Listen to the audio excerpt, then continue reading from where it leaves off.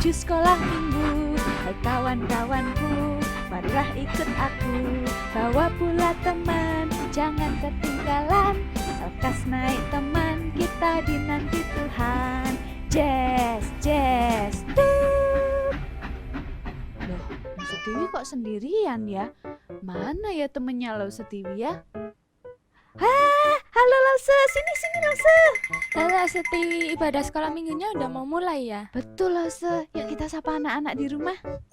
Halo anak-anak, selamat pagi. Hari ini ketemu lagi dengan Lause Tiwi dan Lause Melisa. Yuk sama-sama kita mau beribadah kepada Tuhan. Kita lipat tangan, tutup mata, kita berdoa. Tuhan Yesus, terima kasih. Pagi ini kami bisa beribadah kepada Tuhan. Pimpin kami memuji Tuhan dan mendengarkan firman Tuhan. Di dalam nama Tuhan Yesus kami berdoa. Amin. Anak-anak, kasihnya Tuhan Yesus itu sedalam lautan, setinggi langit, dan seluas bumi. Yuk kita sama-sama nyanyikan lagu ini yang mengatakan kasih Yesus indah, oh indah. Kita sambil goyangkan badan ya. Kasih Yesus indah, indah, oh indah. Kasih Yesus indah, indah, oh indah. Lebih indah dari pelangi, lebih indah dari bintang di langit, lebih indah dari bunga di taman.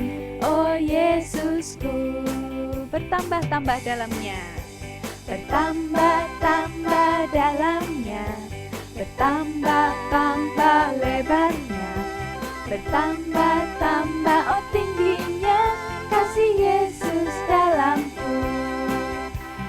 Dalamnya lebih dari laut lebarnya, mengelilingi bumi tingginya. Oh tinggi sekali kasih Yesus dalamku, lebih indah dari pelangi, lebih indah dari bintang di langit, lebih indah dari bunga di taman. Oh Yesusku. Sekali lagi kasih Yesus. Buat anak-anak yang belum ikut-ikut memuji Tuhan, terus lihat masih ada yang duduk. Ayo yang masih duduk berdiri ikutin gerakan Lause Tiwi dan Lause Melisa ya. Sekali lagi katakan kasih Yesus indah, oh indah. Kasih Yesus indah, indah, oh indah. Kasih Yesus indah, indah, oh indah.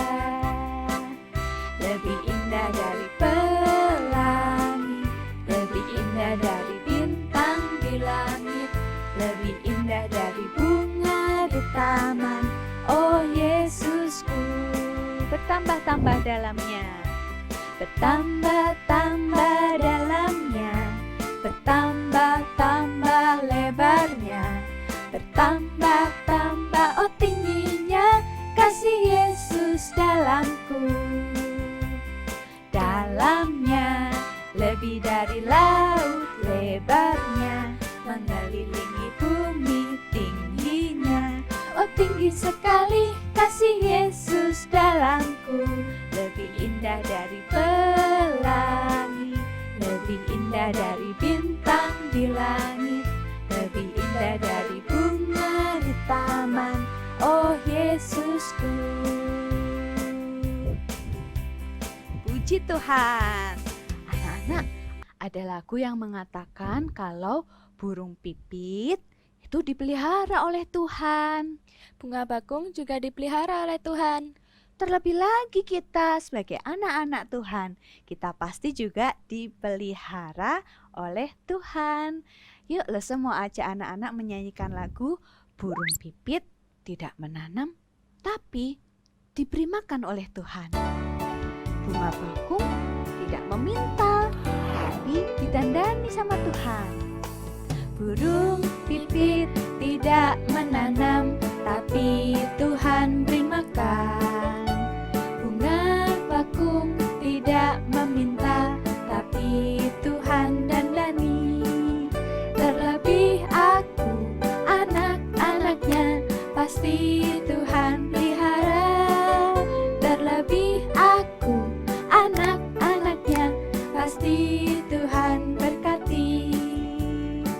lagi katakan. Burung pipit tidak menanam, tapi Tuhan beri makan. Bunga bakung tidak meminta, tapi Tuhan dandani. Terlebih aku, anak-anaknya, pasti Tuhan pelihara. Terlebih aku, anak-anaknya, pasti Tuhan berkati. Saatnya kita akan mendengarkan firman Tuhan. Yuk, kita duduk diam dan mendengarkan dengan baik.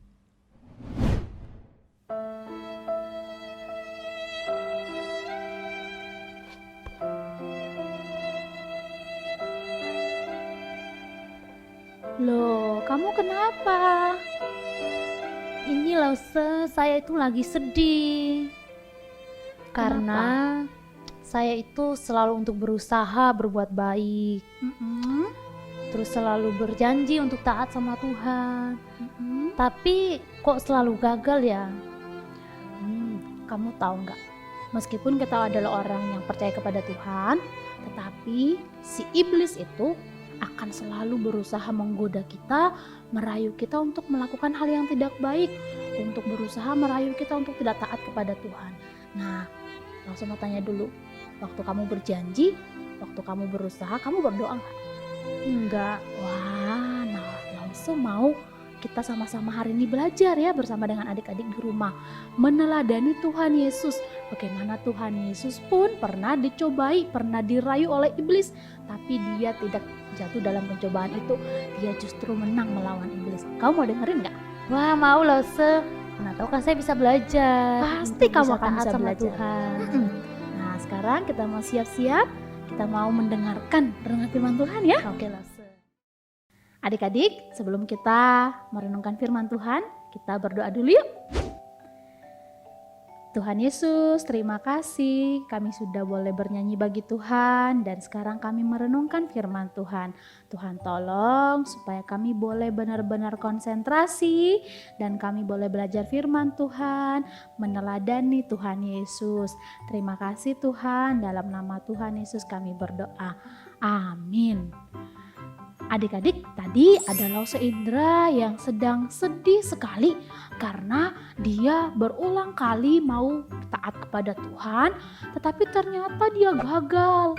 Nah, adik-adik, tadi Lause bilang kita mau belajar dari teladannya Tuhan Yesus yang juga pernah berusaha dicobai oleh iblis, dirayu oleh iblis, tetapi dia menang.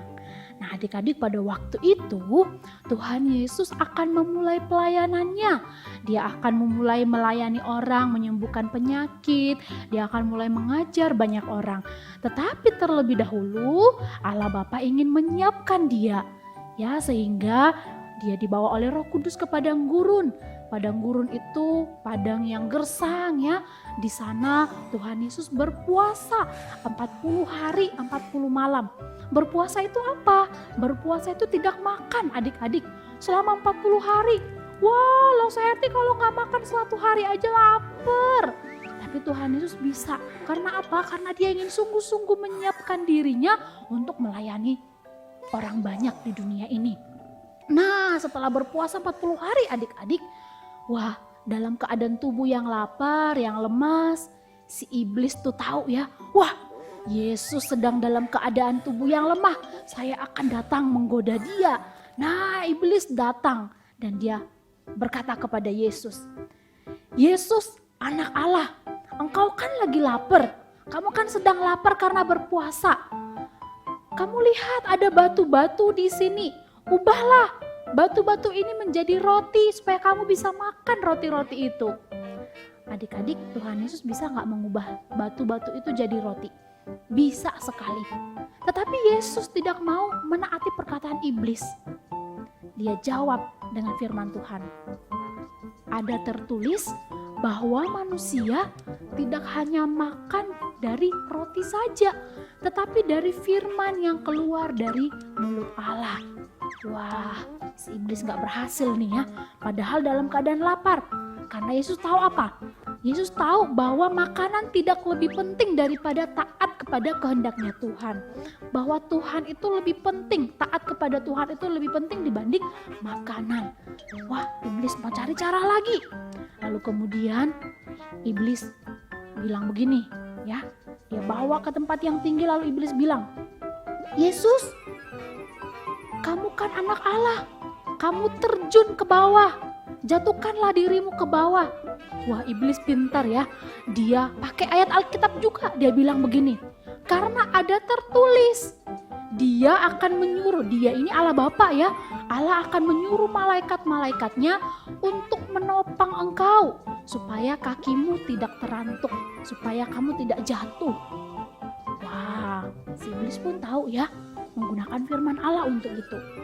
Tapi Yesus pun berkata ya dengan firman Tuhan juga, jangan mencobai Tuhan Allahmu.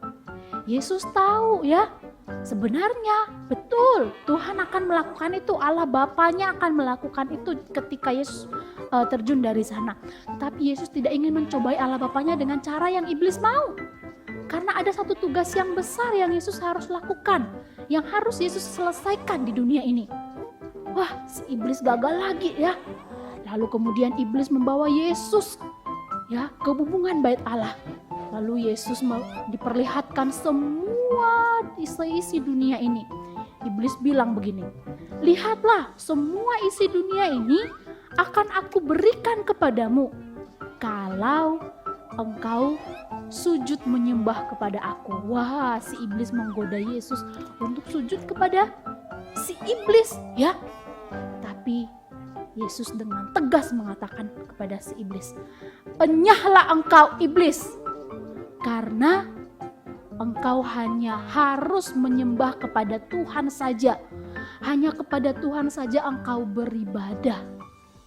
Yesus tahu ya, tidak ada satu pribadi pun yang bisa disembah kecuali Allah Bapa di sorga. Dengan demikian adik-adikku, si iblis kalah telak. Dia tidak bisa lagi berkata-kata dan akhirnya pergi meninggalkan Tuhan Yesus.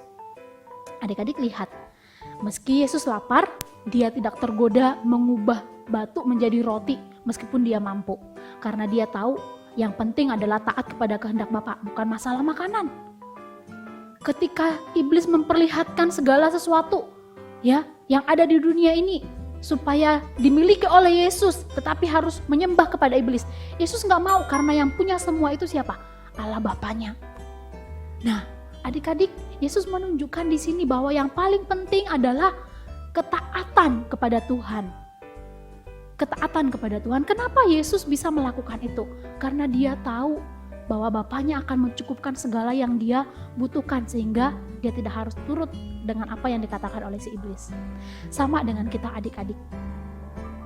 Ketika kita berusaha digoda oleh si iblis, ayo tidak usah sekolah minggu, ayo tidak usah mendengarkan firman Tuhan dengan baik, ayo ngejum sambil main game aja, ayo gak usah bikin PR, ayo gak usah taat kepada papa mama, ayo tidak usah makan dengan baik, ayo gak apa-apa itu semua dilakukan. nah, iblis berusaha menggoda kita. Tetapi kita melihat teladan Tuhan Yesus. Kita ingat Tuhan Yesus, bahwa Tuhan Yesus pun menang melawan itu.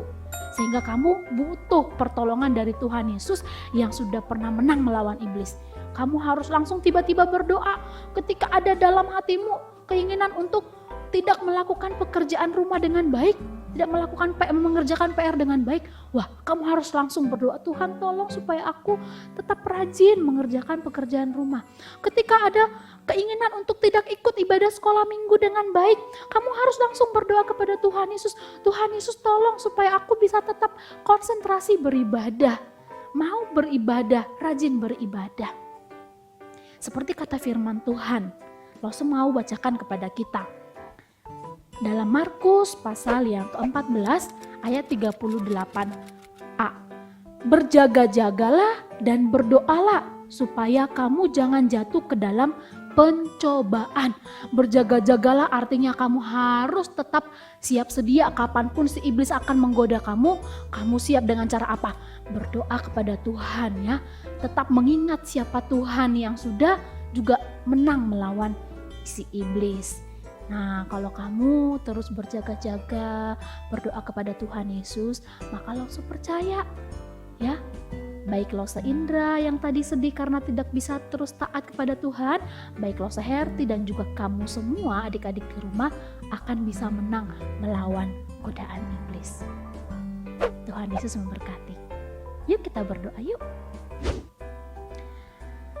Tuhan Yesus, terima kasih karena Tuhan sudah memberikan kami contoh bahwa Tuhan juga pernah menang melawan godaan si iblis.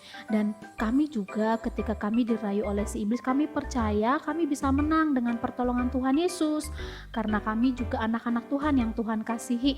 Tuhan gak pengen kami melakukan apa yang iblis mau, tetapi pasti Tuhan ingin kami melakukan apa yang Tuhan mau. Oleh karena itu Tuhan, tolonglah anak-anak sekolah minggu pada saat ini yang sama-sama berjuang untuk menjadi anak-anak yang taat kepada Tuhan, anak-anak yang selalu mengingat firman Tuhan, anak-anak yang akan menjadi anak-anak yang dibanggakan oleh Tuhan dan juga oleh papa mama. Terima kasih Tuhan, tolonglah setiap kami untuk melakukan apa yang selalu Tuhan kehendaki, untuk kami tidak melakukan dosa apapun selama kami hidup di dunia ini. Terima kasih Bapa, dalam nama Tuhan Yesus kami berdoa.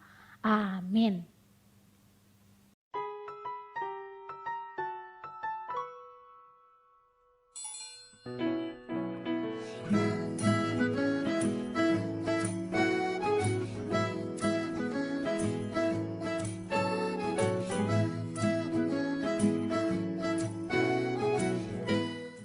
Nah adik-adik, waktunya kita akan memberikan persembahan. Persembahanmu boleh ditransfer oleh papa mamamu ke rekening GKA Gloria Rungkut. Kamu bisa scan QRIS yang sudah tertera di layar kamu. Tuhan Yesus memberkati.